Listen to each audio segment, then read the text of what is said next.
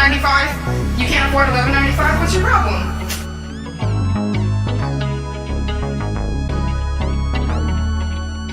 Kool-Aid girl, my only love.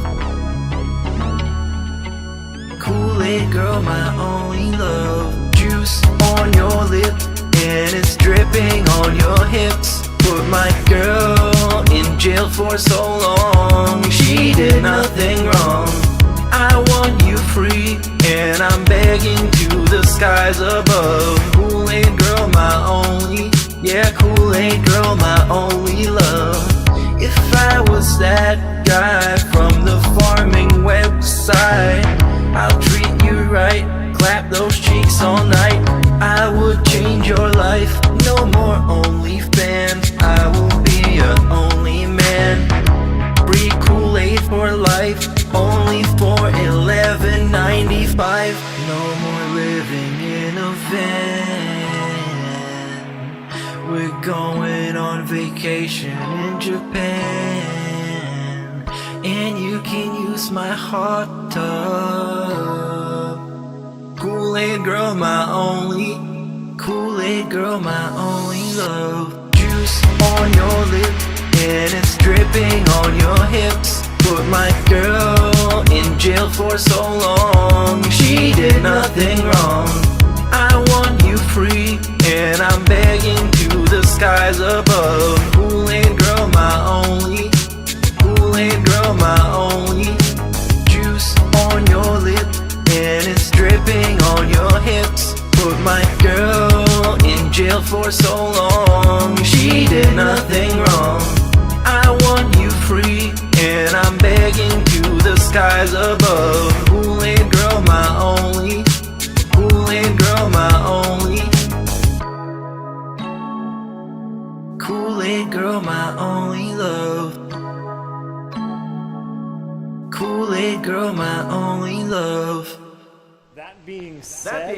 That being said. That being said. That being said. That being said. That being said. That being said. That being said. That being said. That being said. That being said. That being said. That being said. Hello. This is Phil Burnell. All right. And just wanted to tell you that I love the podcast. That being said, big ups. That being said, which vest is podcast best? That being said, relaxing, chill, interactive, fun. That being said, which vest is podcast best? That being said, relaxing, chill, interactive, fun. A.L. Team Insider, the legend, Fantastic Mr. Sam, the dentist, Steve to the Dead, psychological style host, Meerkat, artistic style host. That being said, which vest is podcast best? That being said, which vest is podcast best?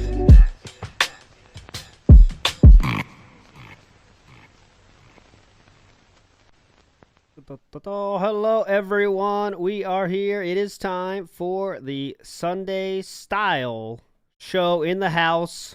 Once again, it's nice to be with you, everybody. Meerkat, how you feeling, my friend? Creative style, all those different styles you are. How's it going? Hey, what's up? What's up? What's up, everybody? We're about to do a quick message thing. This week we got the two formats reversed, so sorry if you're confused, but this is how it is. That is exactly how it's going. Real quick, I'm gonna have to do something here. Any business style announcements you want to take care of? I don't know. Yeah, actually, yes. Go ahead, we please. have been doing Steve's Take, which is basically you send him a question, he answers it back. You can do that at the speak pipe. Just make sure that you write that it's for Steve in the title of the message so we can know. That's it. Absolutely. That is it. So enjoy that. Hold on. Anything else you could fill the time with? Because I have to get the stupid audio thing going. What else? Oh, yeah, I just watched the Fallout TV series trailer, and it looks like it's going to be pretty bad. Except the last couple of seconds where a nuke went off. Actually, several nukes, and I'm a big fan of that, so I liked it. But the rest of it looks pretty bad. Sounds promising. Sounds promising. We do have the chat and fucking events working again, so thanks to me on that. You're all fucking legends. Comcast hat, by the way, Boat Night, is on the way. I did purchase a Comcast hat. Not here yet, though, but we'll be here definitely by next Wednesday, because obviously we got to have that. Obviously. It's not a question. We have to have the Comcast because they are our favorite detractors in the world. Obviously, there's been a few announcements, Meerkat, updates to the saga that is known as the internet. And now Phil, of course, says that guy is in jail, probably getting tortured. He is getting waterboarded. All these things Phil says is going to happen. Has your thoughts changed where you're at now in terms of the internet saga? Well, same thing. I think we kind of got to the end of it by Thursday, basically. Mm-hmm. And after that, he just got a final update, not to worry about it anymore, and they took care of it.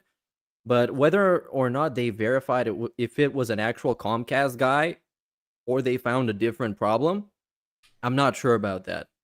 Yeah. It obviously there's a lot of options of what it could be. My current stance is that it's not a Comcast guy at all. It was just someone else. And then the guy on Kiwi Farm said, hey, I want to try to be, I don't know. What do you call that? I'm going to try to be cool and do this thing. I mean, I don't know. Whatever your take is on that, yeah. He had a lot of details in his stuff. I don't know why he would go through so much for so little benefit. Basically, a bunch of people calling him slurs and stuff. Mm-hmm. That's all he got out of this. Yeah, it's kind of weird. But, people do stupid shit all the time. So, I mean, Prophet did debunk the story of it being Prophet said because I can't remember the exact details, but Prophet did put a video that totally debunks it being a Comcast person. But, that's kind of, I believe it. I believe what Prophet says, but, we have to go off screenshots that Phil saved and all this shit, so who fucking knows? Let me see if you can hear this, Meerkat. Hopefully you can. I hope the people can as well. Hang on. The thing is that it at the end, does it really even matter? No. Because he tried to weaponize the situation to get some pity bucks, and it didn't really work, because he's been begging for the last 3 days straight. Actually, today is the 3rd, so yeah, the first 2 days, a bunch of people gave him their disability checks, because, of course, the beginning of the month. Very important. Yeah, he got super hyped, but then he got a bunch of slow night streams. So it's basically we're back to the regular stuff. If it was DSP trying to fabricate an emergency to profit off of it, it didn't really work out very well for him.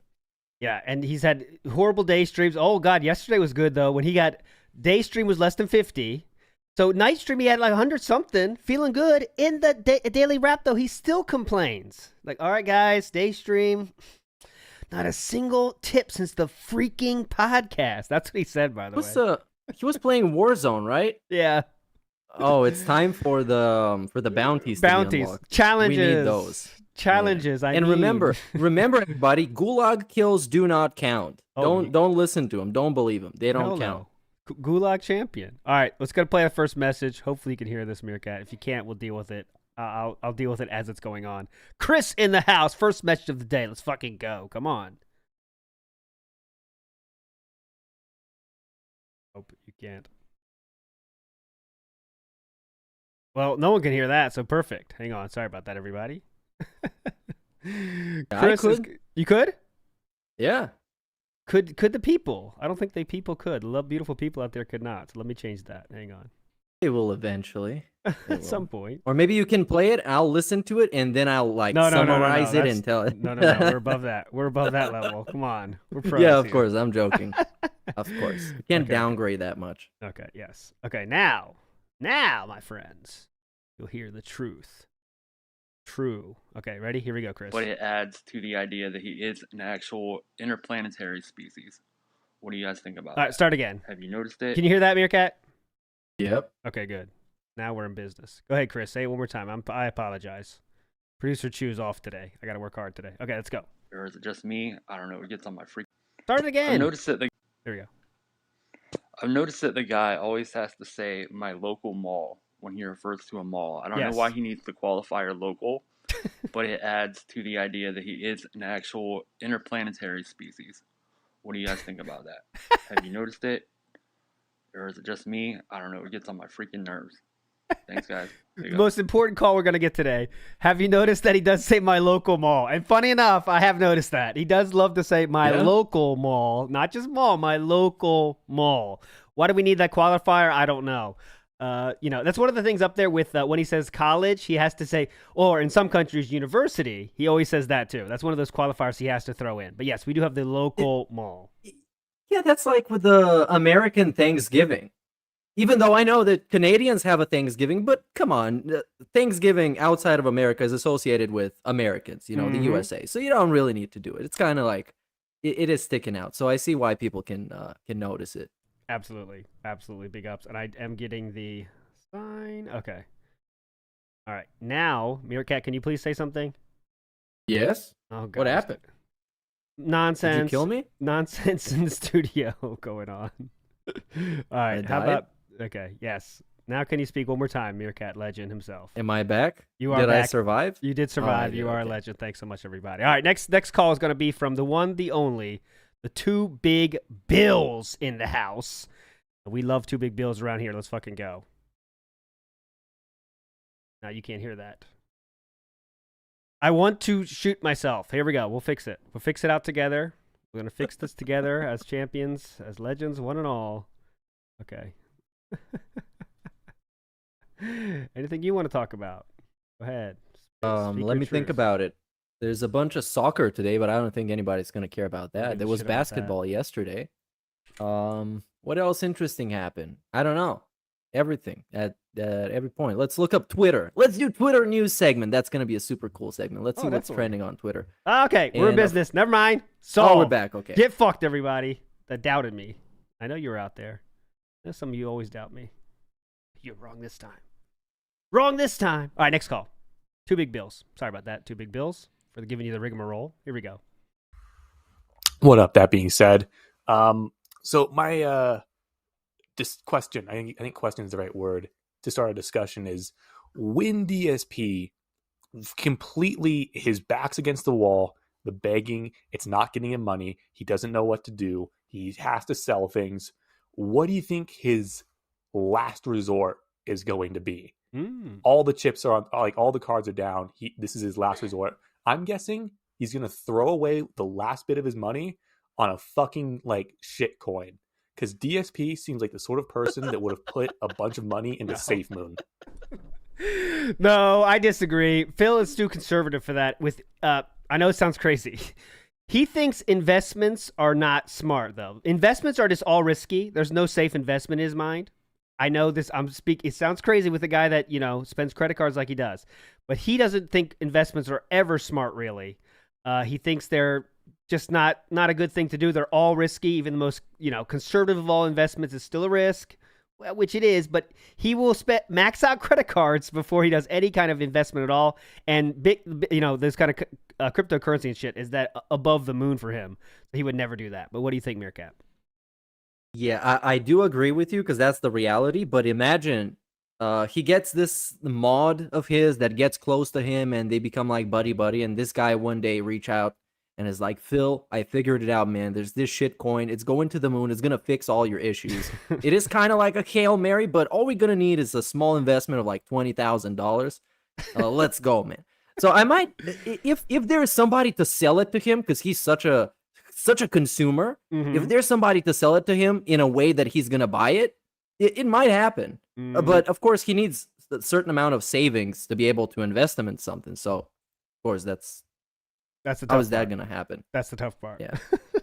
Next up, we got a bit style bit here from the one, the only, the Snood. I hope you're ready for that, everybody. We got bits. Let's fucking go. Yeah, we're back to bits. Let's go.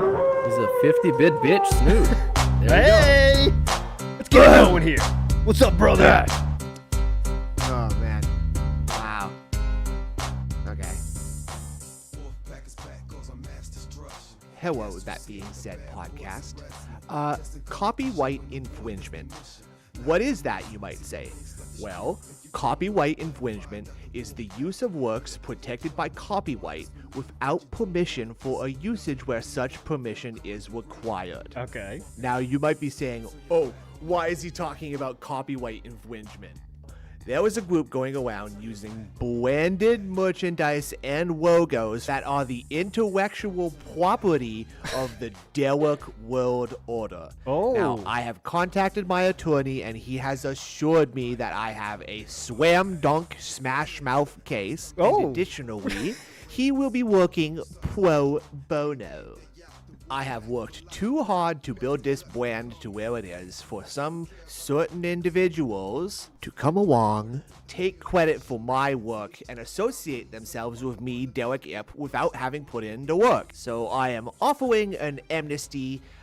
Anyone with DWO branding in their content has 24 hours to remove them, or they will be hearing from my attorney. And if you have a problem with that, I will be in the elementary school playground between the hours of 12 p.m. and 9 p.m. on Mondays, Wednesdays, and Fridays every week this month for the rest of the month. Thank you very much. Have a nice day. All right. Gauntlet thrown down now. But what does this mean for dinner world order? Because we've been having shirts and I think mugs in our store with the dinner world order logo for like about a year now. I think are we also gonna get hit with a woe suit? I think he's coming after us, to be honest. I think that was directed squarely at us. Maybe Kaiser too as well. So we'll see Kaiser's response. The gauntlet has been thrown down by the Canadian Coomer himself, wanting some. He's talking about that copyright infringement. Serious. That's a big problem. So we'll see what happens here. We'll see if you guys, the dinner world order is on notice, says Derek himself in chat. So big ups, Derek. Nice to see you hear from you today, Derek. So we'll see what happens there. Huge goings on here in the DWO world here. Nice. Next up, let's get to the one, the only, the Mr. Gorehowl. Oh, by the way, go please. Is Derek still the champion? Remember when we did that one wrestling bit and he won the title? Did somebody actually get it from him, or he's still the champ? I remember when he asked for partners. Remember he said he wanted young, dumb, and full of potential people? You're right, yeah. So I think no one answered the bell there. So he does currently hold the belt, and hopefully we get some kind of movement on that belt's journey before the next Ka-Ching of the Ring, because, you know, he has to show up there. Should. He has to show up there. I mean, that's the place, but we'll see. All right, Mr. Gorehowl, let's fucking go. Big ups, boys. This is Mr. Gorehowl. Just chiming in. Got a little question for you guys. How do you think Phil's mental state has been as of late and will continue to dwindle from what I see, what you guys see, due to all the different circumstances hitting his life? As we all know, he's always a victim, always will be a victim. Just trying to figure out what you guys think. How far do you think he'll go? I mean, he's done it for 15 years. How many more years do you think he'll be able to do it? Steve can chime in if you like as well. Yeah, that's really about it. Just trying to, I mean, as we all know, he has no interaction with any humans other than his wife, but we all know how that goes. And then Jasper, I mean, he can't really talk to Jasper just because we all know, Jasper, you're such a nut. But other than that, just trying to see what you guys think. All right, big ups. There he goes. Big ups, dude. All right, Meerkat, you got this one. I don't know. I don't know. So how much worse can it get? Well, it can always get worse, especially for fucking DSP. It can start like actually threatening people. That would be really fun. I just want badass King of Hate DSP back. I want him to start picking fights with people. And he seems like he pretends like he doesn't want to, but at the same time is like sneak dissing him. So it's like, dude, just go all out. Just do it. Why not? And I don't know if you've seen the Lolcow Live podcast shit going on where Boogie's like, I'm talking about him every fucking week, and it just feels so manufactured, dude. It's not. Oh, you didn't see that? Yeah, I did. It actually happened right before the Comcast stuff, so we didn't really talk about it. Yeah, true, yeah. But yeah, he's just saying like, I'm talking about him every week now going forward, and that's like such like, keep tuning in, guys, because I'll keep talking about DSP. You love it, right? It's so manufactured. It feels like so cringe. Because like, I mean, I get they're trying to build heat on that show, but just announcing it, what you're doing. We are doing this every week. I'm going to talk about you, dude. Like, he's just trying to make, like, whatever I'm sure he was given that assignment, Boogie, like, I don't know who told him to, but someone said, "Hey, Boogie, keep talking about DSP." And DSP and Boogie, who is not this, I don't know, as great of a content creator as some other people, said like, "Yeah, I'm just gonna come out and say it. I'm coming at you every week." And Keem's probably back there saying like, "I didn't say that, dumb fuck. Just bring it up naturally, you piece of shit." You know? Yeah. Well, I think they are trying a little bit too hard, but it gets him butthurt. Yeah, because true. he is now an unwilling participant of that show, and he doesn't get paid for it at all, and the other guys are. So it must be making him pissed off. So I'm fine with him trying to grind his gears and get him pissed off. Yes. Oh, by the way, Turkey Tom made another video. We didn't talk about that yet either. Turkey Tom. I haven't seen it. Yeah, I didn't even watch that one either myself yet. But it is another. What did he call it? The final, reaction or whatever. And just it's kind of they felt.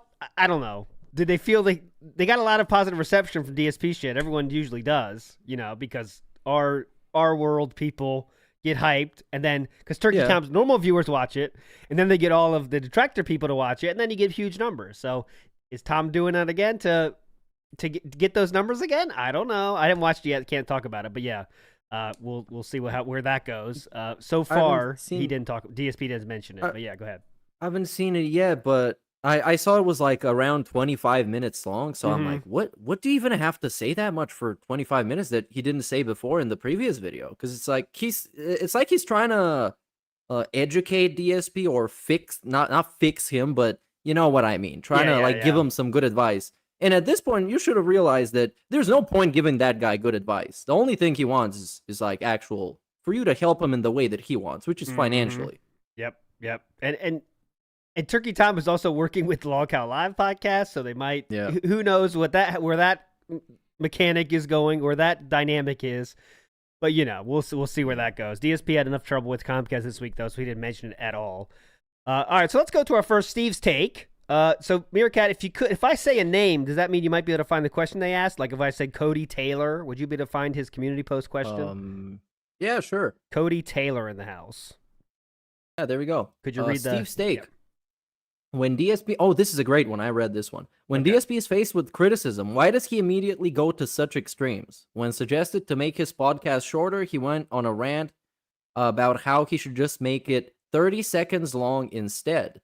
Would that make you happy, morons? That was a quote. All right, cool. So here's Steve's take on that. Extremes. Yep, extremism, Phil. We all know it. We all know it. We all love it. Here is Steve's take on that. Cody Taylor 7166 asks, when DSP is faced with criticism, why does he immediately go to such extremes? When suggested to make his podcast shorter, he went on a rant about how he should just make it 30 seconds long instead. Would that make you happy, morons?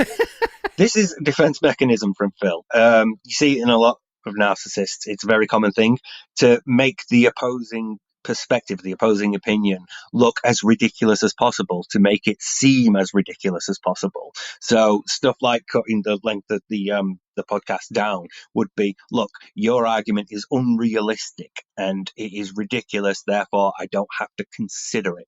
Because otherwise he would have to consider it. He would have to look at the length of his podcast and think, yeah, there's a lot that I could chop here. So it's typically a defense mechanism. It's something to just sort of bat away criticism without needing to engage in this introspection needed when taking criticism on board. Mm-hmm. And he's been doing that shit. So now I'm watching Ask the Kings. He's been doing that shit since 2010. Someone suggested he used to put his titles just part 1, part 2, part 3. And someone suggested that he put like what mission he's on.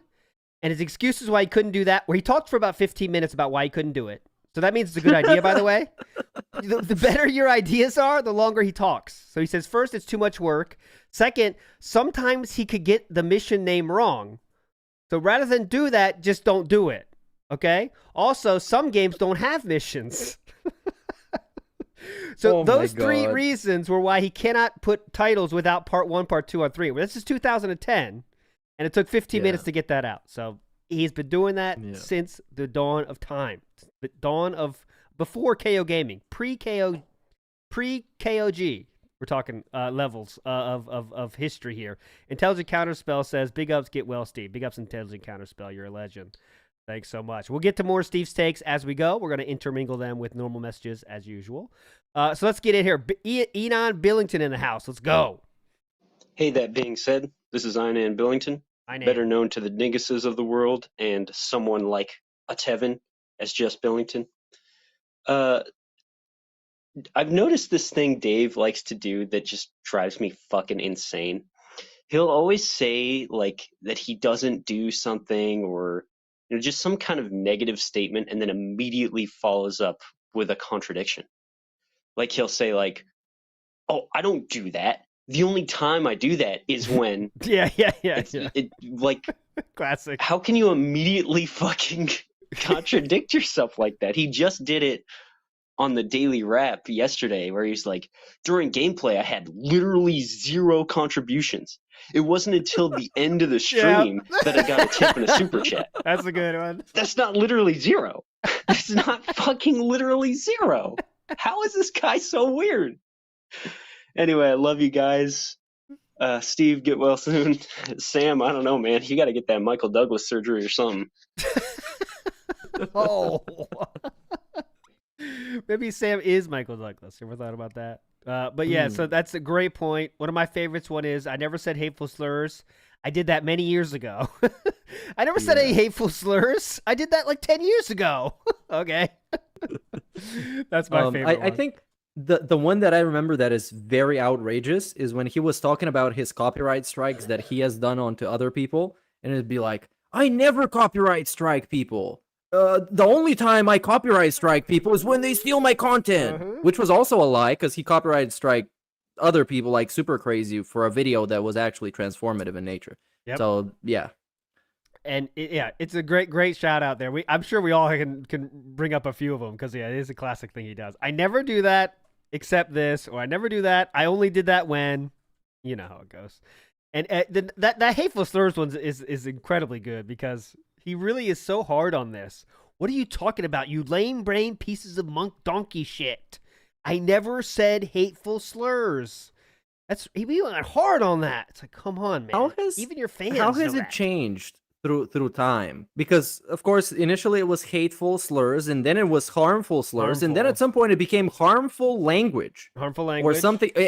He was even struggling to figure out what it was himself. He couldn't even remember it. I'm trying to see the last time he says harmful. Silly, very harmful. Harmful. He loves saying harmful these days. Oh, let me see the chart for harmful. That's going to be classic. Oh, God. I'll bring it up on screen just because it's funny. Look at this harmful. Harmful count is through the fucking roof, dude. Look at this. I'll bring it up right now. It's worth it. I promise. I promise it's worth it. Harmful. Look, check this out. This is harmful, dude. This is the harmful chart. Oh my God. Till 2018, we barely say it. And then once we hit 2018, oh mama, we're going to the roof. In 2022, he said it 30 fucking times a month. Damn, that's a lot of harmfuls. Harmful slurs, harmful. Love it. That's a good one. Got to keep that harmful up there. Keep the harmful count high. All right, big ups. Let's get another Steve's take, if you don't mind. How about our boy Hemingway? Meerkat, you got that? Yeah, one? Let's get him in. All right. Well, Steve talks about it anyway, so there's no point. Yeah. I want to recruit it twice. So Steve does good producing here and repeats the question. So here we go. Our boy Hemingway. Our boy Hemingway asks, do you think Phil's revulsion for any content that is remotely sexual could be linked to him masturbating on stream? I wonder if the shame and embarrassment causes him to overcompensate by denouncing sexual content outright. This is a really good one, this, and I've sort of got it that I don't have more time to talk about it. A lot of us, me included, sort of ascribe it to Cat turning up, because obviously that's the sort of like main incident, as it were, that that's the main change in Phil's life that is coincided with his 180 towards sexual content. But it is very, very possible, because obviously Cat and the incident are also quite close in time. And we know that his first response to the incident, even though he has since come on and sort of like gone, yep, you're right, I masturbated on stream, it was a really stupid thing for me, blah, blah, blah. His first response was to ban it, and to ban any mention of it. And then he tried to claim it was scratching his leg. And then within very, very short order, he realized, I'm not going to be able to maintain this. I have to come out and accept this. So it is entirely possible that even though he is making the public facing statements of, yep, no, I'm cool with it, it's a thing that happened and I was stupid, since then, actually, yeah, even now, he's mentioned that, he only did it because, he was depressed because of Panda. So it is entirely possible that somewhere deep inside him, it does still burn, it does still sting. And, think about like how many times it's okay for him to mention it, but not you. And every time you mention it, Cat's crying downstairs. It's really possible. It's very possible, yeah. Big ups, Arbo Hemingway, and I love that. Yeah, if you ever seen the full playback of that with scratching my leg thing, yeah, he said he was scratching his leg until he realized there was no way out, and changed the story. Bro, the dude spent like 2 minutes fucking beating off with the most over-exaggerated expressions and motions, and then he claims he's scratching his leg. Come on, man. It's like That's the best. Not to bring the tale as old as time debate up, but that's why I think he didn't go, because it was really a pained face. There was no moment of clarity. He was, and I don't know where you stand, Meerkat, but I'm still team no load. Are you team load or no load? Regardless, it's up for interpretation. I think it's kind of like a David Lynch movie. You see somebody, you don't exactly know what's happening. He might have been just like actually scratching his leg. You'll never know. But as far as the internet is concerned, he was busting a nut, and he looked very satisfied, because I've never gone like full on neck back, like huge O face, all that shit. I've never done that. Oh, I gotta teach you some techniques then. I can help you out with that. Sure. We need to, if we do a live physical show, that's gonna be like the main event. Hype. That'll be stay tuned for that. It's the 3 million subscriber special. We'll get that going. Let's get Iffy in the house here. Let's go. Hi, that being said. So recently I was listening to an episode of the podcast, and I don't remember exactly the person who mentioned it or the episode, to be exact. I do remember it was quite a long episode, and LT was the main host of the show out of the 4-man crew. And during that show, someone mentioned Phil's vision, and that got me thinking, So I went back and looked, and it made me come to the realization that Phil never really looks like up or down. He's always focused on the center of the screen. He is. Always. The fact that he also twitches quite a bit, especially with his eyes, is a bit weird as well. In fact, he's got glasses, and he's had them for what? I'm going to say. I don't know exactly, but I'm going to say 5 years at least, right? Maybe more. With all of that come together, it makes me genuinely think that Phil has some kind of eye condition, and well, that's nothing definitive. I do think that's perhaps something that could be further explored. Maybe a detractor out there is like an eye doctor and can like figure it out. But I do genuinely think that Phil's eyes are getting worse, But that may just be an age thing. But I just thought I'd throw it out there.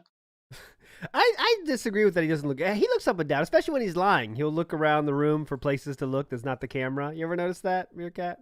Sure, yeah.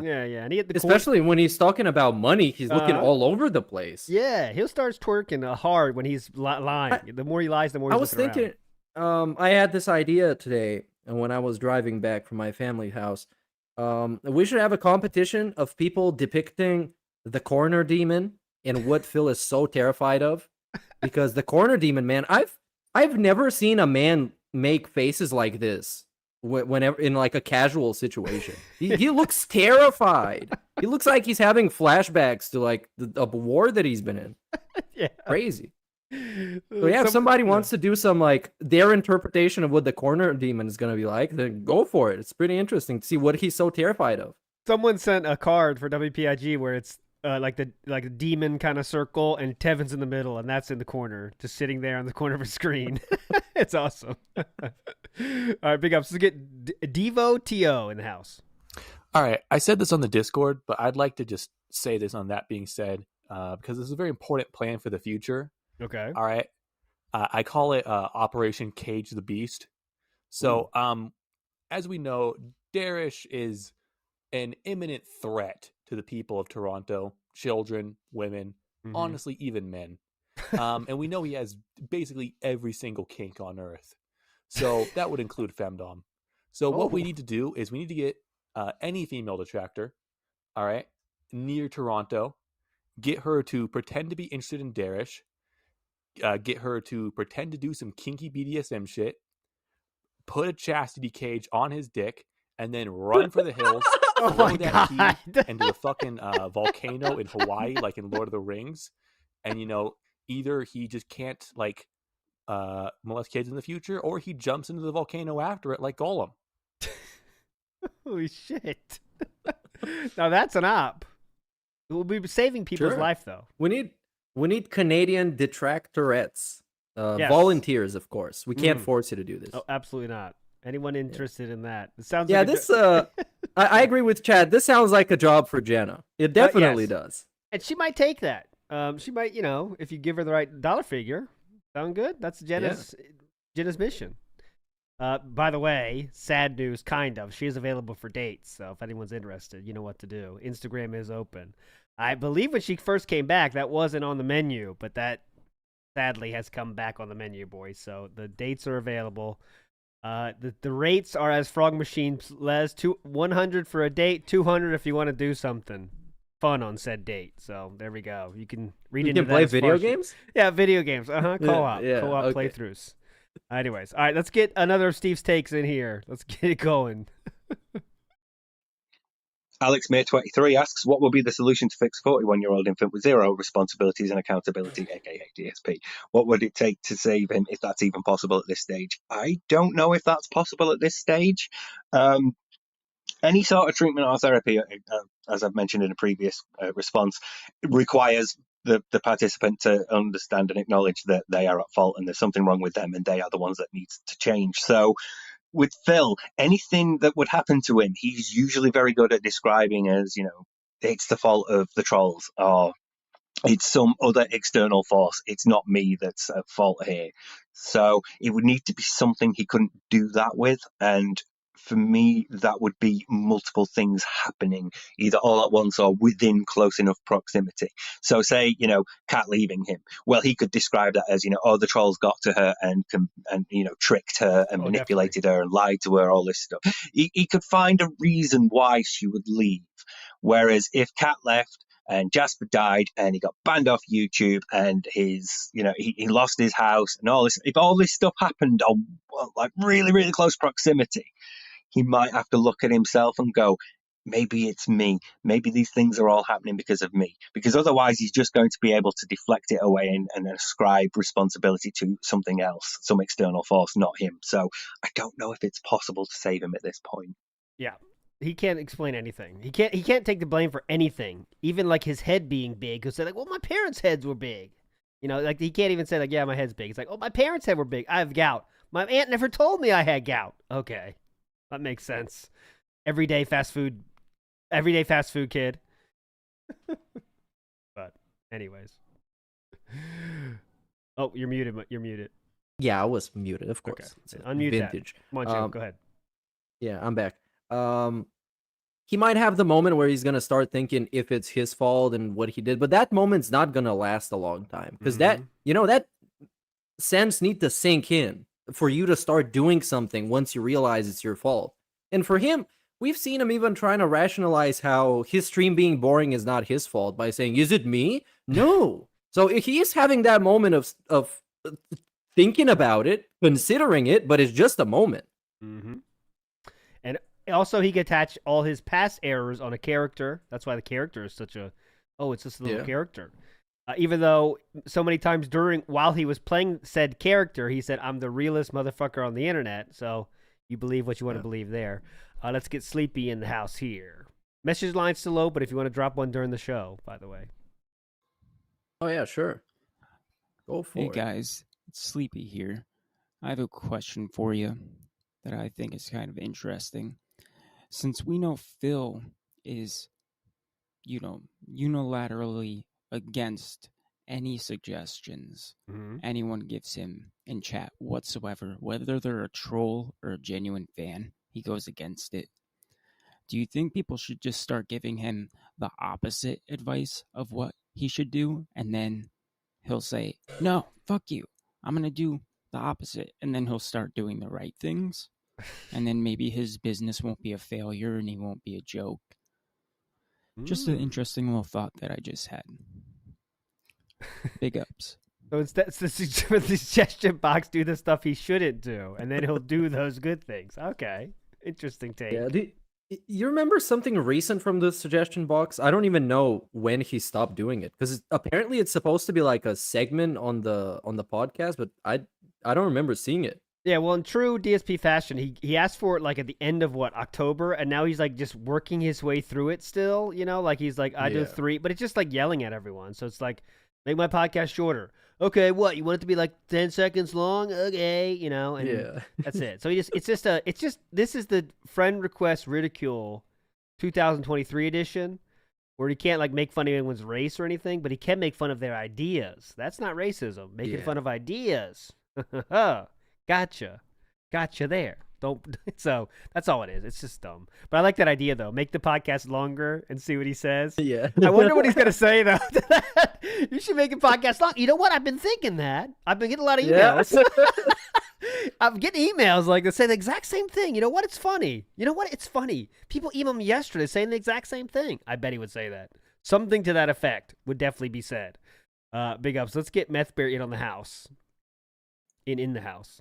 Well, Sam, Bulger Sky Worshipper, and Steve, we miss you if you're not here. Get well soon. Mm-hmm.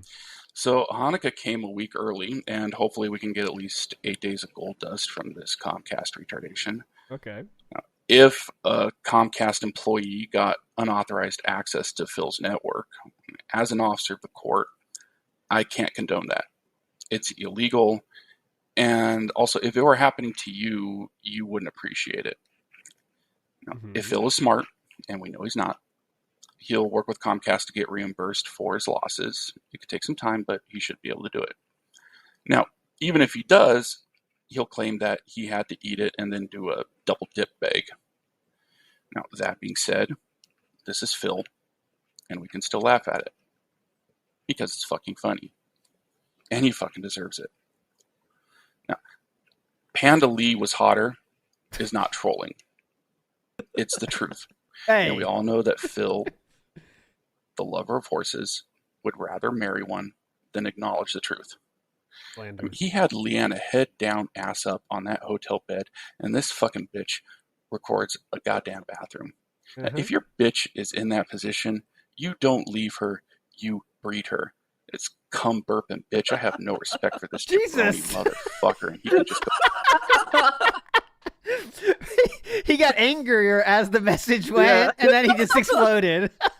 He couldn't hold then it it got anymore. like progressively more imaginative and visual. Yeah. Yeah. But I appreciate the first segment that was basically a disclaimer from the point of view of a officer of the court. Yes. And then we went. It's like we jumped in a fucking rocket. So that's not. It's not. It's not. That's not trolling. That's just the truth. Panda's hotter. Okay, we got it. So you shouldn't be pissed about that. Just stating facts. No comment. No comment. All right, let's go. Let's get a Steve's take in the house here. Let's go for this one. 69 Tails.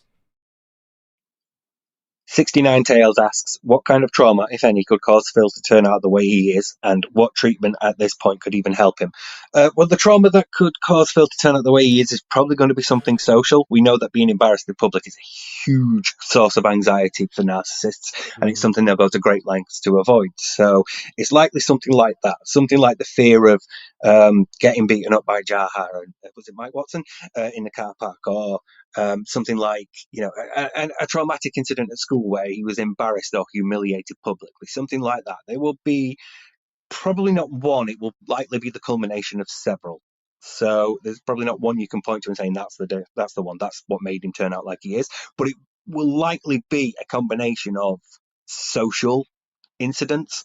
But treatment at this point, I don't know. Psychology as a field isn't even agreed on whether treatment is actually successful for narcissists or whether it just enables them to get better at being able to manipulate people by looking like they're trying to get better, and teaching them better ways to manipulate people and appear contrite and like they're trying to change. So even so, treatment of any sort like that normally requires an acknowledgement by the individual that something is wrong in the first place, so they need to seek treatment. Phil is unlikely to do that. Phil is not the sort of person who likes to go, yeah, there's something wrong with me. So there's probably nothing you can do. Fuck no. There's nothing. He's not gonna go to treatment about it.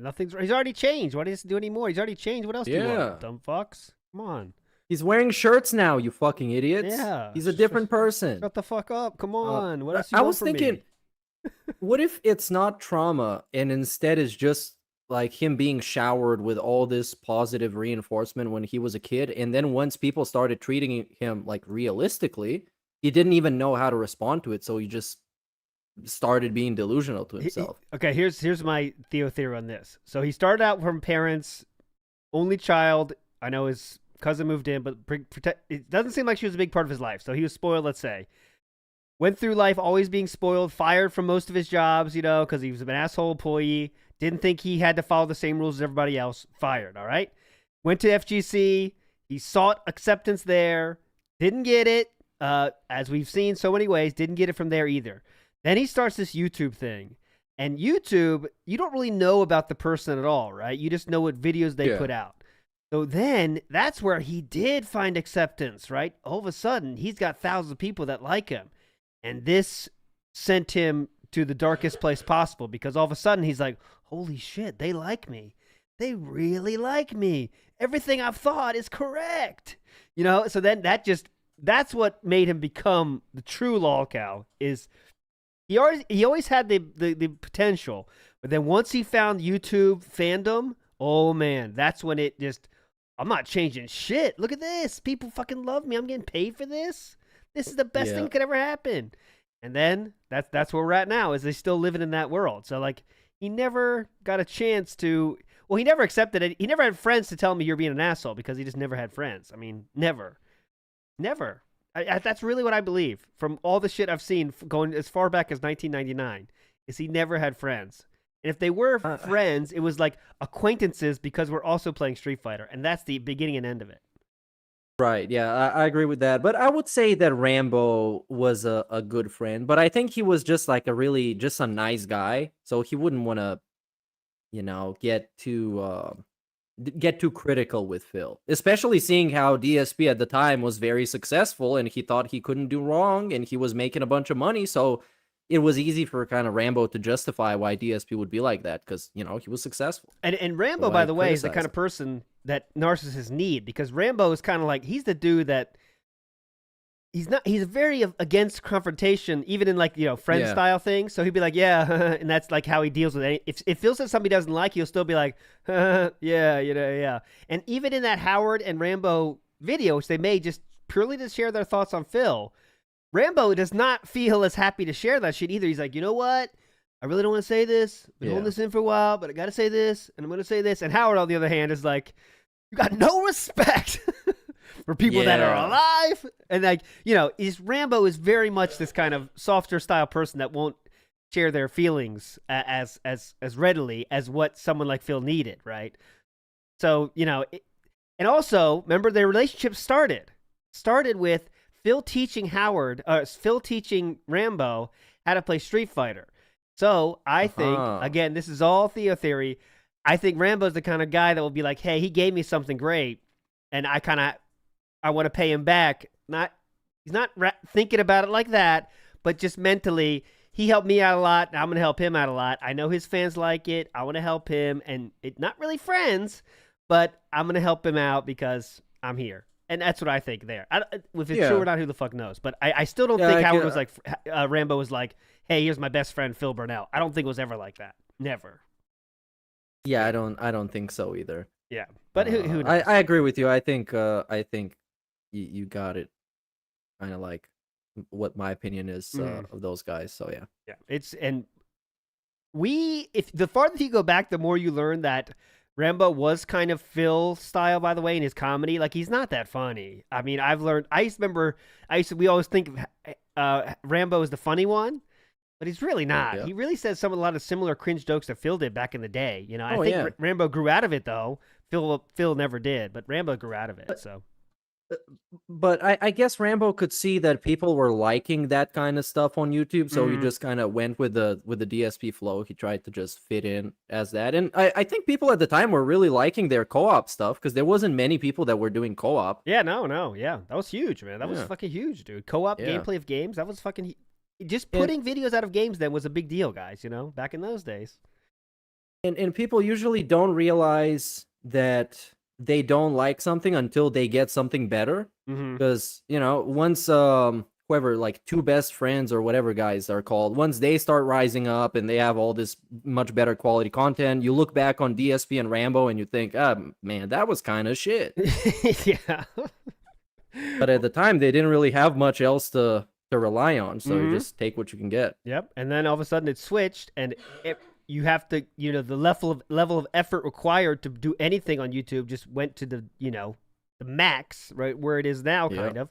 And even then, the people that do the most effort and shit, that doesn't mean shit anymore, because you got to get noticed and all that shit, got to catch the algorithm, all that bullshit. But back in the day, Phil was the only one doing it, and Rambo noticed that too. And Rambo had big aspirations himself. He wanted to do his own show, and there's a lot of reasons for Rambo to stick around, despite just being his friend. But who knows, right? He did have you probably know this better than me, but he did have like a semi-successful channel, and it was called The Show, and he had his Schnozman hole punch sketch thing. Yeah.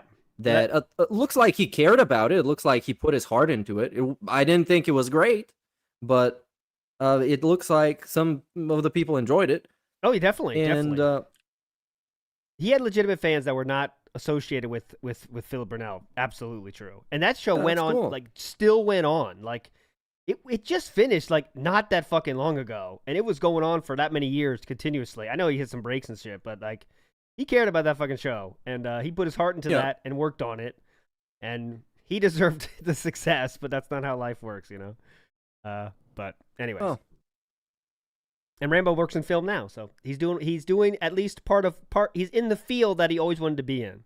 So there you go. He's not begging people for money, so he's on level 99 to me. Anyways, let's go to Utterly Insane. Hey guys, just a quick one. Watching Phil play games over the last couple of years, it always amazes me at how grumpy he looks playing games. When do you actually think the last time that he enjoyed actually playing a game on stream was? Because I can't actually think of any time from he started showing his face that he actually looked like he was enjoying playing a game. Thanks. Big ups to everyone. Hope Steve's doing better. Catch you all soon.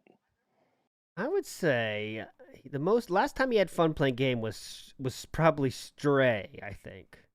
Because he did like that fucking Stray. Yeah. And that was like a bare minimum effort type of game. All you got to do is basically press forward. Be cat. That's a good point. Yeah. I would say Street Fighter 6 when he got to master. I think that was he got such a huge ego boost and such a confidence boost from that, because it validated him. It made him feel like he is finally somebody. And of course he takes things literally. So to him it means he mastered the game essentially. Yes. Just like the ace certificate means that he was excellent at something. That's him saying it. The master in Street Fighter means that he mastered the game. I'm sure he really enjoyed it then. Dude, remember he went to that Street Fighter, I forget how many months this was. He was found in a good Street Fighter player's chat, and he was saying, they had the command where he could, master, and it'll show all the characters he has master with. And Phil, of course, starts with his emote and says that he got mastered all the characters. Like all the real top players do, by the way. It's not even a question. They get mastered Wasn't that everybody. Justin Wong's stream? No, not Justin Wong. This is a different guy. He did that in Justin Wong too, though. But Justin Wong had mastered everybody instantly. This dude had little he was kind of a bit of a journey for him getting all the masters. Oh yeah. And Phil left by saying, "Awesome, you got mastered in all those characters, dude. That's something to be applauded." He wishes he had that. That's something worth being applauded. Okay. And whose chat did he go in at 3 a.m. and cried about ads on Twitch? He was complaining about how shit Twitch is in somebody's chat. Yeah. That was right around the time he was crying about master. It was being a master was everything to him. And then he was going in people's chats on Twitch, like you just said. He was talking about masters. He was commending people, complimenting people, but it always kind of ended up being about him. Yes. And he would start bringing up his own achievements, and nobody would care. Yeah. Somebody might point out, "Hey, this is DSP," but they wouldn't really like actually care. Yeah, they didn't say. With Yeah, that's the best. Okay, if you ever hit a chat randomly, you see a random Phil Burnell. The move is to ignore because that hurts him the most. Because he tries to get attention. Well, my streams, I've also been working towards getting master. No one says anything. Yeah. It's just burning him. Gonna need another bottle, honey. Ka-ching! Open that gray whale. Gets in there. Because he wants so much. I recently got master with Lily, and everyone's like, okay, we're all masters here, dude. Who gives a fuck? Yeah. Oh, big news here, Meerkat. We did have Kaiser has recorded a response to Derek. What? The accusation against DWO. We have a response here. I've just been mailed an audio tape here. I'm gonna play it for you. Did he legitimately just do it since we played the Derek clip? Yes, he already has a response? Uh-huh. God damn, that's much faster. All right, we have a response from Kaiser, who is, just so you know, he is the leader of the DWO, the Dinner World Order. We actually have the DW emote in chat too, don't we? Oh, yes, we do. Cat Bally, who is playing it. This is the battle. Yeah. Will it be Dinner World Order? Will it be Derek World Order? That is going to be settled here in the next Ka-Ching of the Ring. But we have a lot of months until that happens. What will this path lead us on today? Let's get Kaiser's response now. Here we go. Hello, sirs. Uh-oh. Kaiser Augustus on behalf of the Dinner World Order here. Now, guys. Uh-oh. The only thing I have to say to that fucking profligate and his so-called LOL suit is that degenerates like him belong on the cross. Ooh. And as we speak, I've got Lanius, Vulpes Inculta, and Aurelius of Phoenix on the job, if you know what I mean. Shit. Also, what's for dinner? Oh, whoa.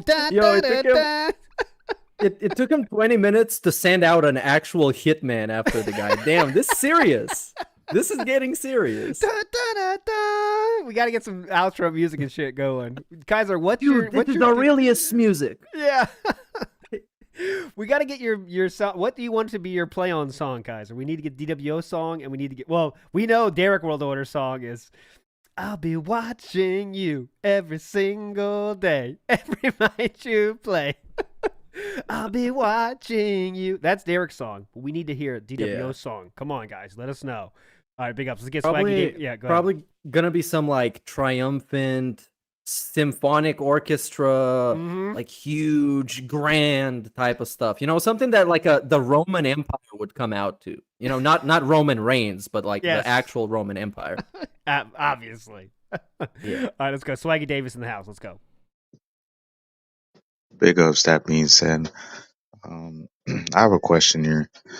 Do you think that Phil is like so deep in the closet that he can't come to terms with it because he cringes on any kind of female interaction and he constantly overcompensates when it comes to stuff, especially back then in his older videos when it came to women on screen? So with that being said, I would like to get your guys' take on that. Also, big ups. Steve, hope you get well. And Sam, you gotta stop munching, man. You gotta stop munching.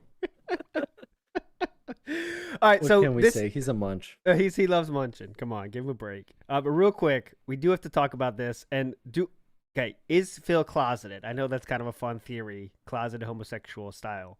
I know that's the fun theory.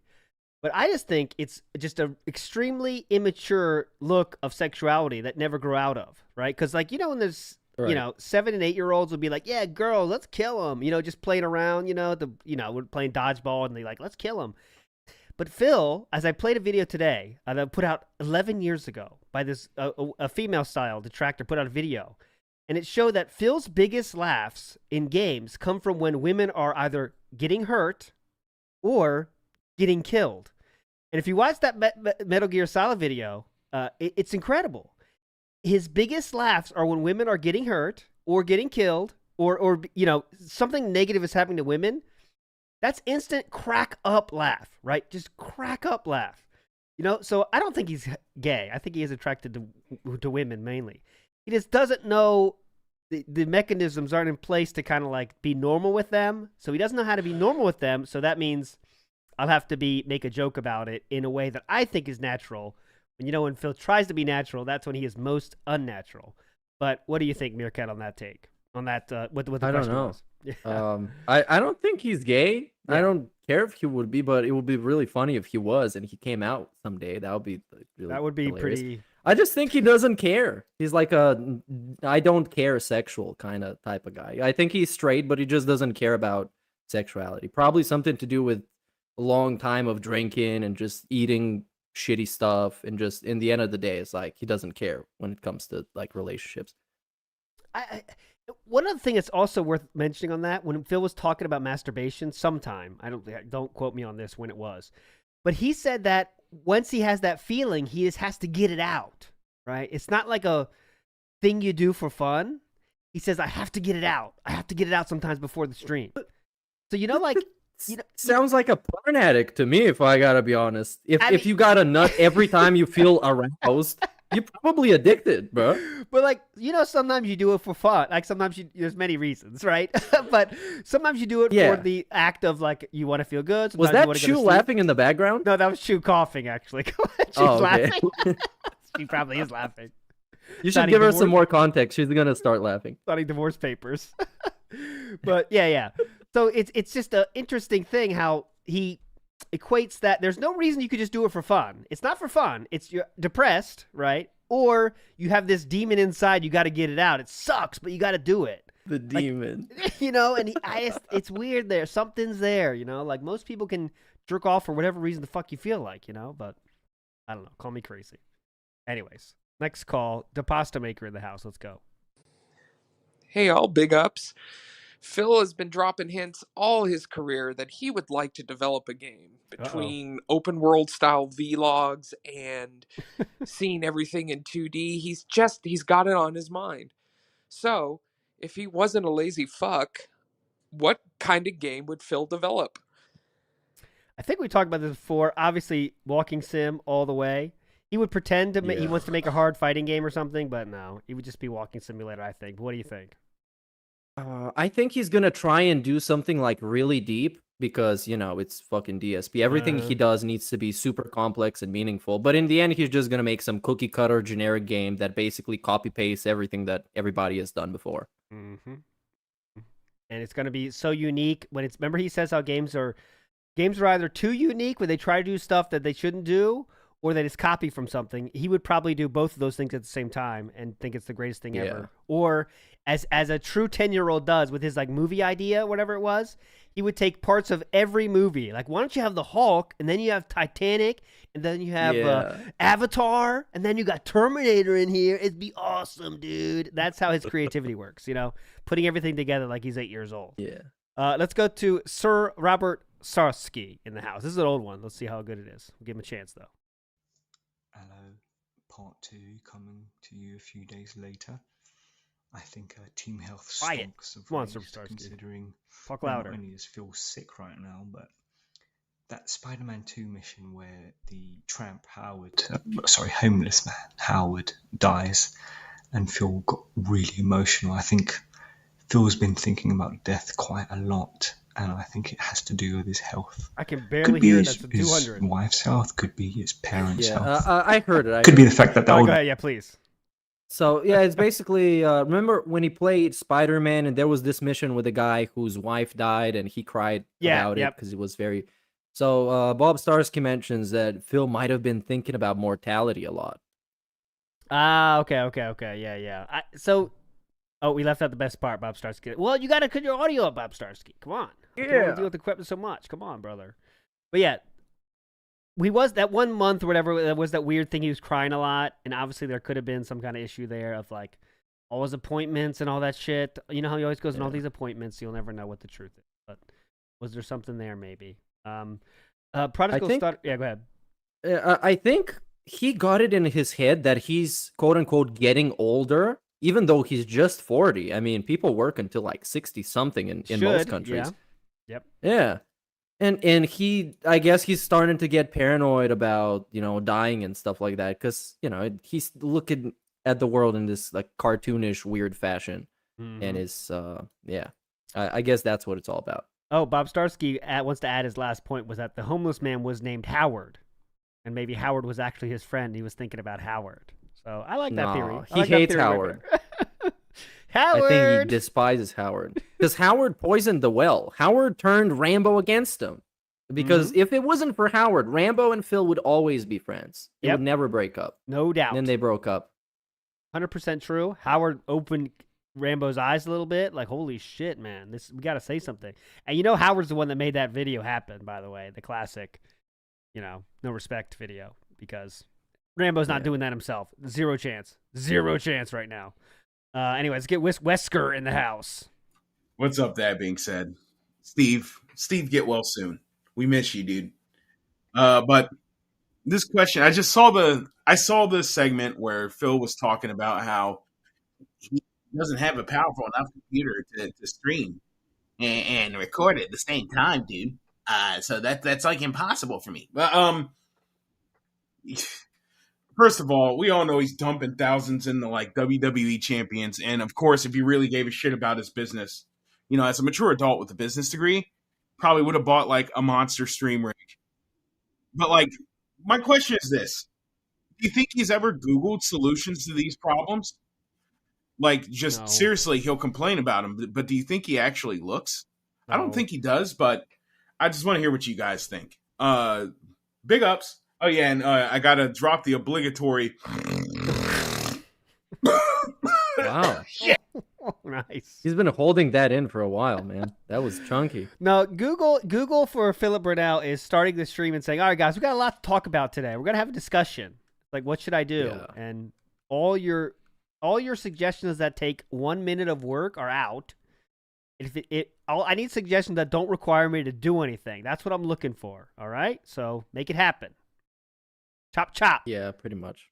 Fucker. I mean, this is the same guy who has an angry segment every time his browser forces him to close it, and his tabs are closed automatically. There's no way this guy is looking up anything, because for him, the more helpless he is and the more inept he is, it's actually good because he can waste more time talking about that in his podcast. Yep. So for him, it's not actually in his best interest, the way he sees it, for him to know what he's doing.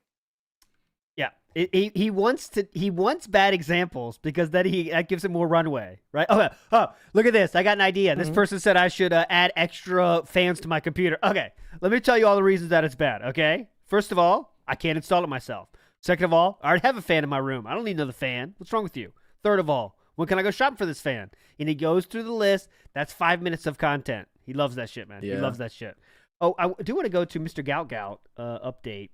Gout is on fire. I think he put the the monthly. You got a monthly. The monthly. Yeah, let's get that up here on the screen for everybody here.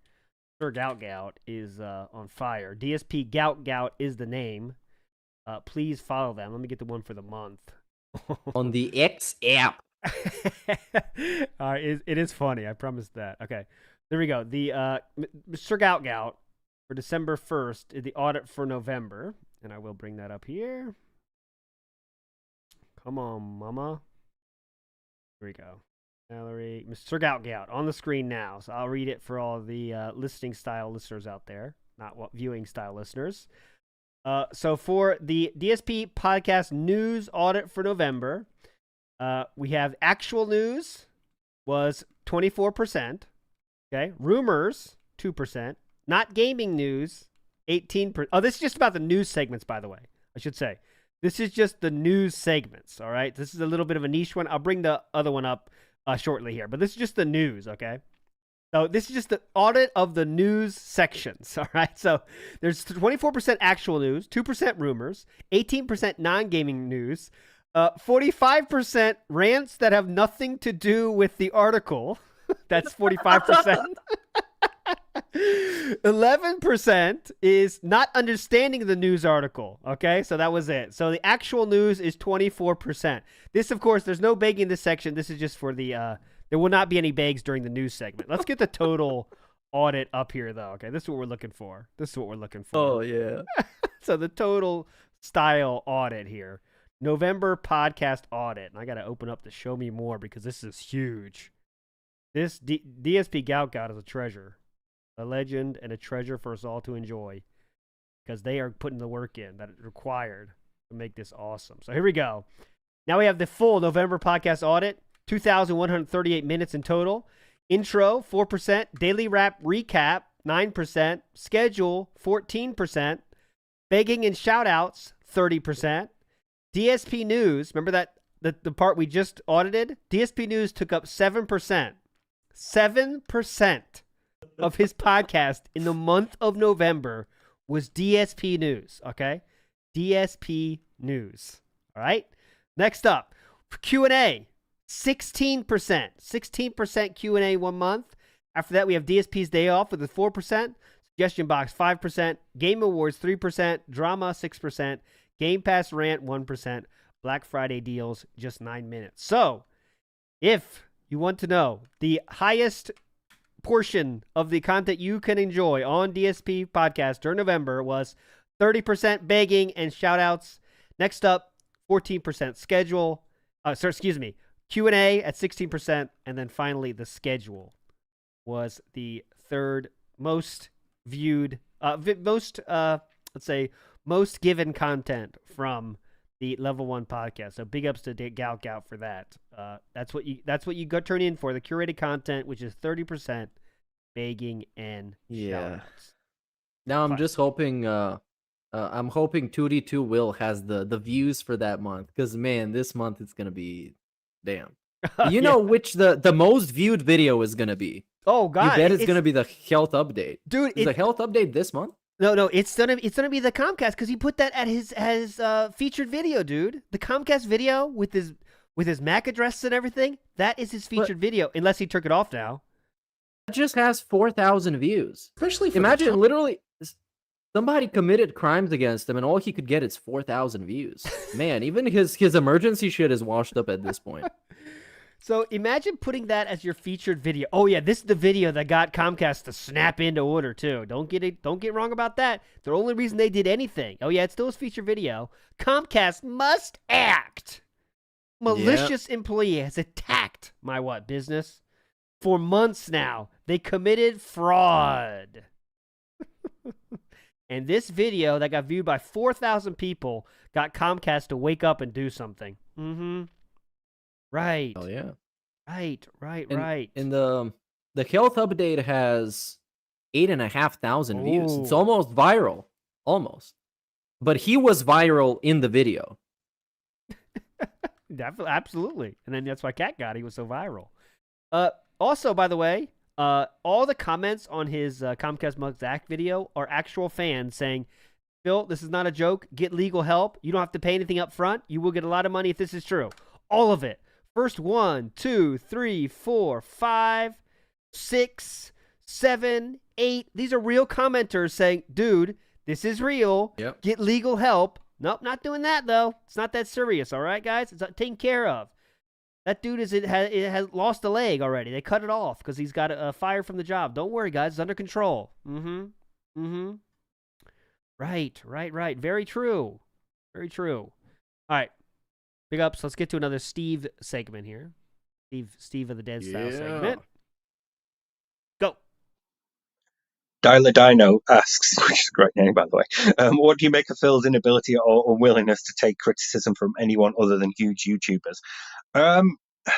Well, he doesn't really take criticism from anybody, even huge YouTubers, because think about like everything from Sir Moist only lasted 2 or 3 months, didn't it, before we were back to begging again. So it's likely, a combination of Phil as a narcissist being unwilling to acknowledge fault or being wrong in the first place. But also, if he does ever sort of at least pay attention to huge YouTubers, it'll be a sort of social thing, because Phil's job is YouTube, their job is YouTube, and Phil, when talking about YouTube things, knows better than his audience who aren't YouTubers, but people who are bigger YouTubers therefore know more than Phil. So it's likely a cowardice thing. There's a reason we give Moist Critical the Sir Moist name. It's because Phil shows like complete deference to people who are obviously and undeniably his social betters, whereas people who aren't his social betters he can more easily manipulate and sort of look down and treat them like shit. So people like Sir Moist are better than Phil in Phil's eyes because they're undeniably bigger than him. So he has to be supplicant to them, and it's probably that. I agree with that. I also think, like, even when he talks to like Keemstar, who he hates, if you watch during the interview, the Keemstar comes on, he still says, he starts every statement with, "I know you're bigger than me, Keem, but you gotta admit this," or "I know you have an extremely successful business, Keem, but you gotta know this." And he also, so how he rates people, humans, in terms of success is fucking, are they bigger than me or not? And that's where it begins and ends, you know? So, like, even Keemstar, who he hates, he knows is bigger than him. That's why when he talked to Keemstar, he has to say, when in person, by the way, because, you know, when Keemstar's not there, he talks a big game. Like, who gives a shit about Keemstar? When Keemstar's on that fucking podcast, "I know you're a successful businessman, Keem, but whatever, you know." So it's all about numbers. That's all where it begins and ends, you know? That's what I think. I think it's way more flexible than that. It's basically whatever Phil decides. Because if you've heard some of his more recent rants about, especially after the Turkey Tom thing, about how he's not a failure, he makes it seem like all the other people that are objectively more successful than him are bigger failures. He straight up implies it. He doesn't exactly say it, but he implies those people, especially the LOLCOW podcast, Turkey Tom, they are more failures. Even though, of course, objectively you can see at what they do, a YouTube channel, they are objectively more successful. I guess that's true. It's weird. Yeah, I think you're right, and that's weird where his criteria are, you know, because it's always malleable. And especially if the person's there and the person's talking directly to them, he wouldn't say it directly for fear of any kind of pushback. So, yeah, everyone's a failure until he has to answer it, yeah. Speaking of this, have you seen the Ludwig World Order video on the interview? Is the part one kind of like, I don't know if it's an analysis, but it got some, it just, I do guess it's kind of an analysis video. It's pretty good. Okay, sweet. I'll put a link in chat there. Because that thing is like 5 hours long, you know, the original interview. And there's a lot of good bits and things that he says that kind of go over my head because it's like super long. But this is made much more digestible. I would recommend people check it out. Big ups. And he also, Ludwig Order has also released a new one in the last 24 hours with the after chat ones. Not after chat. The after the interview aftermath is the word I'm looking for. Yeah, the post nut clarity segment, you know, where the hat came out, and also we the video. So yeah, thanks for putting us in the video. In WPIG as well. Remember that time we, me, you, and Steve did the thing, the Dead Sea Scrolls. That part is in the video. Big ups. It's classic content. All right, we got some Regis Filgin in the house. This is not a game, though. It is a temporary news consultant, news-style host post here from Regis Filgin. Let's go. Hey, guys, it's Regis. I was just reading some news, and I saw that the company ByteDance is looking to restructure and will potentially be pulling out of games entirely. I know on the surface that name probably doesn't mean anything to you, but ByteDance is the company who's doing the Marvel Snap mobile game, and I think Phil has said he dabbled in it at least a little bit. But regardless, you have to assume that thing's making money. It's Marvel. It's not the movies, which probably helps.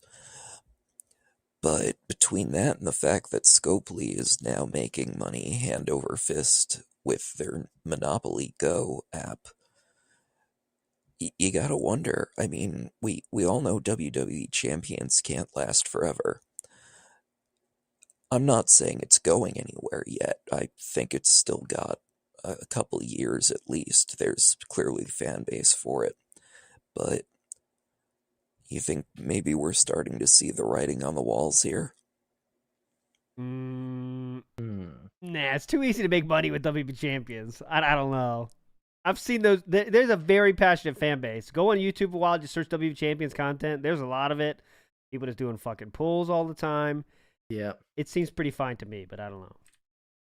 Yeah, I think the game itself, it has been developed already, so all the costs they have is basically just paying somebody to design some new skins, and that's all they need to do. So the game is very much self-sustainable, makes a bunch of money. I don't know why they would drop it.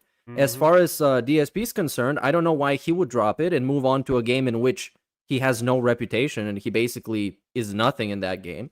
When in Champions, he's like big balls Burnell. He's balling out. He's got all the Hogans and the zombie Triple H. So why would he even drop it? And so he's this- already spent like hundreds of thousands on it anyways. Or Yeah, I mean- at least 100,000. The best thing that could happen for him is they close it down, but he'd probably just find something else. I mean, that's honestly like it would be so good Yeah. for his life if they shut it down, but he finds something else. We know he's not averse to finding other games. I shouldn't say better games. I think during the interview he talked about a Street Fighter mobile game, or at least maybe after that. I'm not sure, but at some point there was a new one that came out, and he definitely tried it. All right, so this is kind of stupid, and it doesn't mean it's not a deeper thing, but I found this pretty funny. So if you go to down from the rafters profile page on WB Champions, which is public, anyone can do it. You can see the consecutive logins are 2,132 days, still going strong. 2,487 days playing the game. It's all there. But you can also see how much he spent or points he earned during different campaigns. Okay, so for example, the Head Shrinkers, he spent 103 million points. He got 103 million points. I don't know what that means. It doesn't matter.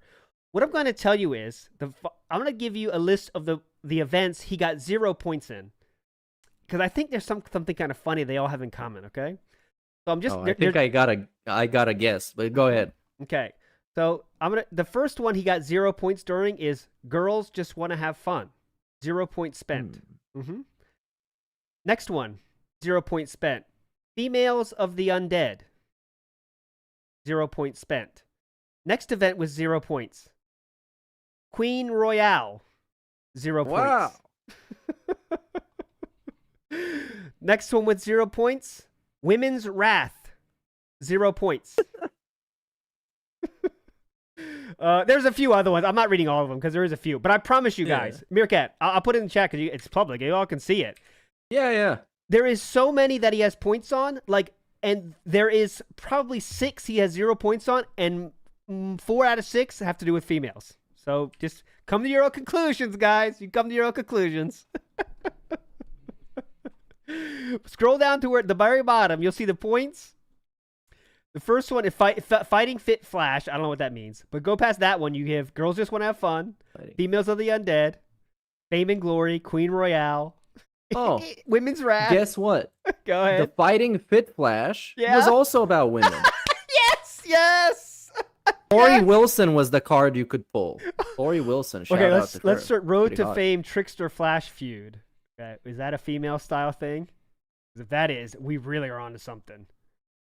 Well, the pattern has already been created. I mean, it's definitely a pattern. Yes, but what you got to ask is, does it make a mechanical difference in the game if you're playing as a guy as opposed to a woman? So maybe he wants to have like a male centric team because I don't know, maybe the rewards are better or something else. So he just avoids pulling women because they're gonna mess up his roster, or is it just because they're women? I mean, that's the question. He does have 2 females in his team right now. I know people might want to care about it. He has Raquel Rodriguez, Latin style. You know he'd get a Latin style in there. Couldn't resist that. And he also has, surprisingly enough, a Japanese style. Io Sky in the house. A Japanese style Io female. Sky, very nice. Yes. So he also has Shawn Michaels, so from the Rockers. And the Kurt Angle Hall of Fame version, and Sheamus, the brawling brutes. So there we go. That's a full team. If anyone's interested in matching his team, hope you got a lot of money though to pick it up there. But that is very funny. That is a very. I scrolled down and said, hold on a minute, and I was like, holy shit, it's real. They're all female events that he says 0 points spent on. By the way, the win rate is 98.3. Big ups to that. Very fun. Very fun. And then the last 30 days, he's done 1,758 battles. So, sounds good. Sounds good. Very busy boy. Getting that stuff out there. I gotta say, massive shout out to Scopely for having this much of a robust profiling mechanics, because they have so much info on here. Mm-hmm. And I guess DSP kind of got unlucky to play a game this robust where people can track his stuff this easily. Because there's so many games that you got no idea what's going on. I think Scopely knows what they're fucking doing, and they know that like this is public, so people care about getting that top player mark on their name. because Phil is known as a top player, and I bet that gets him harder than a rock. I'm top fucking player, dude. Yeah. Don't mess with me. I'm a top player, all right? Ever heard of it? Scopely.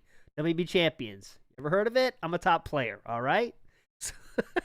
All right, let's go. A few more messages here before we wrap up for the day.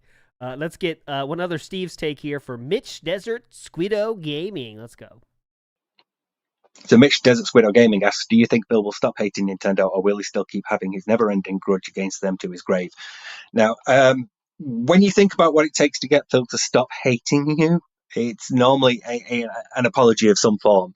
You can either do it publicly and ideally attached to a tip or a super chat or a member bomb, or you can do it privately. You can send him an email behind the scenes. But either way, you are the one that is going to have to make the apology, not Phil. So I don't think he's going to get an apology from Nintendo, but his antipathy and hatred towards Nintendo seems to come from somewhere around the Wii and the Wii U era. And a lot of his hatred seems to stem from amiibos. And obviously he didn't get why amiibos were popular, and not getting why something is popular is a thing that narcissists hate. So Phil immediately hates amiibos, and he normally credits those as being the reason why Nintendo was like financially viable and able to keep afloat and survive the Wii U not doing as well as the Wii. But that sort of skips over, the Nintendo DS and the 3DS and how much they sold. But I just don't think it's going to happen, because Nintendo aren't going to see that and think, oh shit, Phil's right. We were wrong about the amiibos. So no, I don't think he's going to stop hating Nintendo. Oh, fuck no. I think he hates Nintendo too, because Nintendo made gaming more casual, and that's what he hates. Even though he is like the most casual gamer of all time, he pretends to be like, I'm a gamer. They're like, and making it more mainstream is something he hates for whatever reason. Yeah, they also used to go super crazy with the copyright stuff. Yeah, that's true too. So of course that gives him a huge reason. And also when he plays Nintendo games, he doesn't get support. So all that stuff, kind of piles up. And of course they are Asian, which is another pattern. Japanese style. It's very very interesting there. Hatred of Japanese. Oh, I got an update on Champions though, because I've been looking and lurking. Yep. So yeah. So he has 531 superstars, and he has 87 of them to be women. Okay. So the Raquel Rodriguez and Io Sky, these are two of his top 5 superstars in general. Yeah. But yeah, we still got the pattern of the events where he doesn't care about getting the women, which is pretty fun. And the rest of them, he just pulls. He doesn't really have much of a choice. He just pulls them and just has them. Yeah. Like he chose them to be in his top 5. But maybe they're like really fucking awesome or something. Like I don't know enough. But maybe they're like, you have to have them. Like that's this top tier. That's why he has like fucking Io Sky. I don't want to put her in. They are very powerful. Yeah. So you can see here in the bottom in the blue rectangle. I guess this is like the power score. And as you can see, they're all 6 stars. They all got huge scores. Hey, so yeah, can't complain with that. I bet that burns them. Fucking Io Sky. Yeah, god damn it.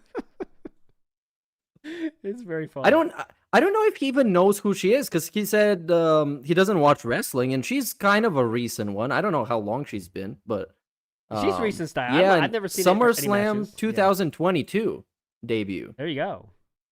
I mean, so, Sheamus he is hasn't already been too new for me, but Kurt Angle was in my heyday for sure. That was the heyday of wrestling. Kurt Angle was rocking and rolling. Kurt Angle is my GOAT, man. I don't know if you've seen the type of shit he did in TNA, but that's like the peak of his career. Okay. Is doing crazy, insane shit in TNA. Oh damn! I gotta catch up It's with wild. that. And he got himself like addicted to perks, so they started calling him Perk Angle. Yeah, and that's around the best. that time, he was up for everything, dude. He did a story with Jeff Jarrett where Kurt Angle's in real life wife was cheating on Kurt Angle with Jeff Jarrett, and now she is Jeff Jarrett's actual wife. Like, Kurt Angle is the actual fucking GOAT. He was the most professional fucking wrestler of all time. So professional, always up for everything, super athletic. His podcast now is pretty good. I love him, man. He's fantastic. I always thought Bret Hart was that kind of cool professional style dude back in the day. Bret Hart was a beast, but I know that's probably before your time. But he was a beast. I know he's cool, but he they fucked him over too much. Then Goldberg kicked him in the face. He gave him like a brain damage or something. It was fucked up. Yep. All right, this is not the wrestling podcast. We can catch it on a different day. Let's get another call here from my new favorite name in the Detractorverse is Levi Hackerman. So if you know Attack on Titan, Chew, I showed Chew this, by the way, as well. She appreciates, guys. The guy that was hacking Phil's router, his name officially is Levi Hackerman, okay? That's settled, all right? Let's get to a message here from Levi Hackerman. Let's go. Yo, this is Levi Hackerman. Just woke up from surviving the rumbling and no nut November. Y'all should thank me. So this is just something I want to get off my chest, all right? When Phil says that he's a small guy, like he's been saying so much, I guess this year, like it's so annoying. Now, granted, he has LARPers, and I personally think he has like view bots or some shit. Mm-hmm. Maybe it's from him, or maybe it's from one of his real, true, honest fans. But like, you are not a small streamer. You're not a small guy if you have like 200, 300 people, watching you live. And I think it shows his entitlement because back then he used to have way more live viewers, right? But it's just something that like pisses me off. You can't say you're a live guy when, hey man, I'm just a small guy, man. Shut the fuck up. Make like 6 figures, dog. Like 200K YouTube channel. That's your fault. You killed your channel, all right? It's something that annoys me to no end. Like, why? I don't know why he says that so often now, and I wonder when he's gonna stop doing it, or when this excuse is just gonna not work. Kind of like the content curator shit, because it's so annoying to see someone who has it all and then still acts like, oh man, I'm nobody, man. I mean, he is a nobody, but like, you get what I'm saying. Yeah, I do get what you're saying. Yeah, he now it's easy to say I'm a small guy because he wants to get. I have a small curated audience. I just care about you guys. I need your support though, because I just have so few of you guys out there. You guys got to support me, guys. So please support me. But just helps the narrative. You know what I'm saying? But Meerkat, what are your thoughts on that? But if somebody else called him a small guy or offended him for like being 15 years there and be like having a channel that's severely in decline, he's gonna get offended. Because he can only take the self-deprecation if it's from him. Mm-hmm. He can only make jokes on his behalf. Mm-hmm. Mm-hmm. Mm-hmm. So yeah, he doesn't actually mean it. It's more of like an excuse. Absolutely. It's just a way to beg more. That's the long and short of it. That's how it is. I can beg more because I'm a small guy. You know what? I've been watching a lot of smaller channels. Some people legitimately with less than 100 subs. Yeah, they got better production value than he has. There's this channel doing gaming stuff. I think it was called the Delco News Network, something like that. The Delco Nerd Network. Mm-hmm. They got like 200 subs or something. They got an actual studio, mics, cameras, actual professional podcast. They're putting stuff out almost every day. These dudes are crazy. So yeah. There we go. Next up, let's do our last one of the day from Steve's Take. All right, Steve's Take, last one of the day. Let's go. McDougal Robot Man asks, how do I remove burnt-on food from inside of an oven? Clean it. Steve1771 asks, I changed my alternator and serpentine belt, but now my radiator fan won't turn on. Should I replace the radiator next, or do you think it's a wiring issue? Well, clearly you hit it several times while you're off camera. Quee420 asks, does the clitoris actually exist? The what? I'm going to have to Google that. Sorry, everyone. There we go. Big ups, Steve, for your contributions this week. We loved it. Any business style announcements, Meerkat, before we get to our business style announcement? Anything coming up for you next week? Yeah, I'm going to do 12 streams recapping this whole year, month by month. It's the 12 Daves of Christmas. And hopefully it's going to be done before Christmas because I have plans for them, so I can't finish it. So I got to rush them out. Sounds good. Yeah, we're going to recap the year, see what actually happened. We're going to go watch some old clips, see if he's been begging consistently, and then we'll be able to tell in hindsight whether or not this bullshit that he's talking about constantly about how much he changed this year, whether or not it's real. So there you go. On WPIG on Tuesday, we're going to get into when a lot of people didn't seem to know about this, so I think it's good to explain things that people don't know about too much. Rambo did lose his job because he was doing gameplay videos with Phil, and there's a famous video that Rambo put out of that time. It's around a lake, so we're going to watch that on Tuesday and get into a little bit of the lore when Rambo lost his job because of Philip Burnell. And I got a request from Mario Faker to play one more message. I want to play that. Mario Faker is the first ever caller. Want to give him the respect he deserves. 28 seconds. Let's go. Yeah. Hey guys, this is Mario Faker, and I had this question in for the 4K Q&A, so go ahead and skip it if it ever comes up again. But the question is, assuming Linda is the biological mother, is Dave the biological father, or might he not be? That's it. That's the question. I'm really interested in hearing your opinions. Thanks, guys. I don't know. I'd say one thing. Dave looks like a very hardworking individual, excelling. He excels in all of his places of employment. He finds employment elsewhere. When he got laid off, he found a job right away afterwards. Keeps going up. Maybe could it be a different person? I don't know. Different father? I don't know. But Dave's a legend. He works hard. Dayglow agrees, though. I like to think Dave isn't the real dad. Well, we'll never know. He looks nothing like Dave. It can be your headcanon that it's actually a different dad. Absolutely. Maybe he's adopted from. Maybe they just found him on the side of the road somewhere. I don't know. Exactly. There we go. All right. In a crashed spaceship or something. I've been dreading this the whole fucking show, but Meerkat, just go ahead. Yeah. I'm sure you guys noticed Sam hasn't been here in a while. He decided to focus on some personal stuff, which for all of us is absolutely perfectly fine. We just wanted to let you know not to expect them. Well, I don't know if that's the best way to tell it, but just have no expectations if he's coming back. He's handling his business. If he wants to come back, he's welcome to. We've never had any drama with the guy. It's all cool.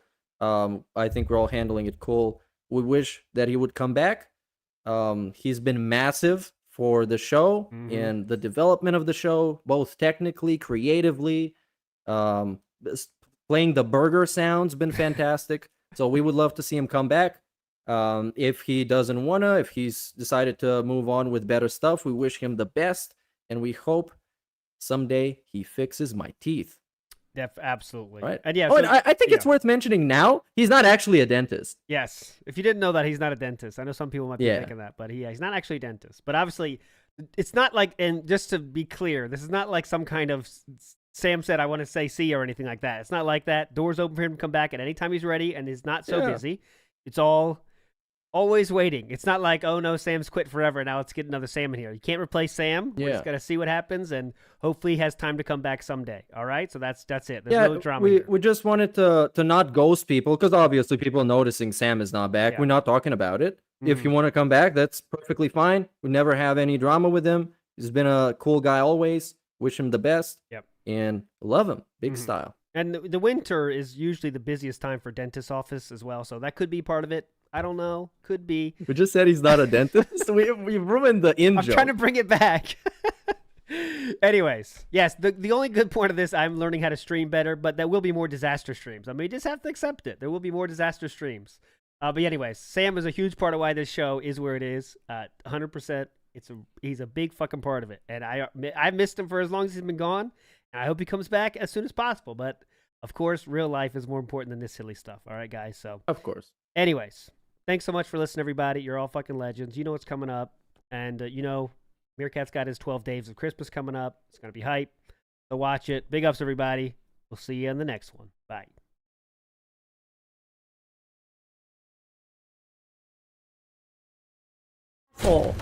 And he's always been.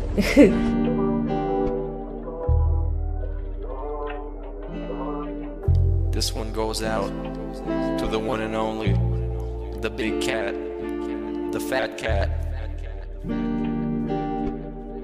Big ups. I first saw you in Burger King. You took 2 seats 'cause that ass is way too big. Had a boyfriend, I realized, but you told him lies with your raccoon eyes. The DoorDash is here. Wipe away your tears. Got you extra fries, and they taste just right. Have no fear, there's no trolls here. Kevin made you cry with those raccoon eyes. Raccoon eyes. Raccoon eyes. Kevin made you cry with those raccoon eyes.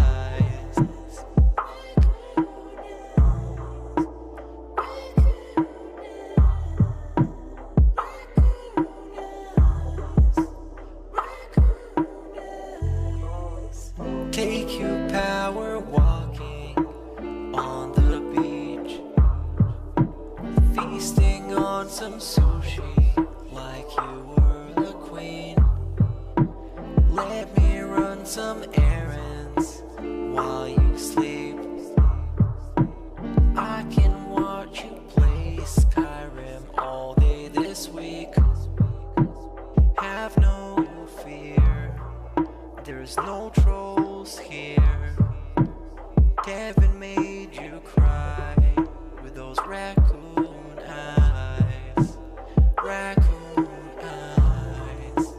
Raccoon eyes.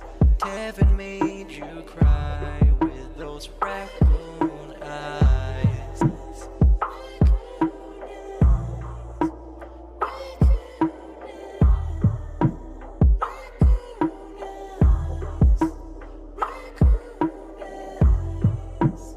In reality, like I tell you guys, every day when I wake up, that's the best day of my life. I feel like this next day is awesome. I have a beautiful wife who I love so much. She loves me, and a family, Jasper, and you know the things we get to do together. You know, I definitely want more time with them and more family time. But I absolutely love my life today compared to how it used to be. Seriously, all those years back then, you'd be like, it's a whirlwind of crap. It was me. And by the way, I've told you guys about my past. I used to drink way too much. I would be drinking constantly, all the time, because I was so stressed out. Honestly, when I started with this whole thing, I was depressed many years ago, a decade ago. I didn't like my life or anything. And basically, liquor was the way to kind of get through that. It was, I hate my life. I hate who I am. So let me just drink it all away and just keep pumping out fucking YouTube videos. I don't have to do that shit anymore. Like, I'm happy with who I am.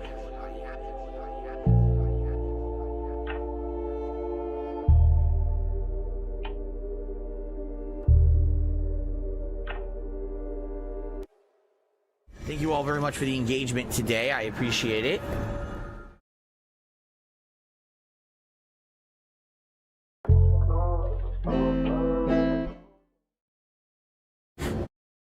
That wasn't a very good one. It kind of sucked, I'm not going to lie.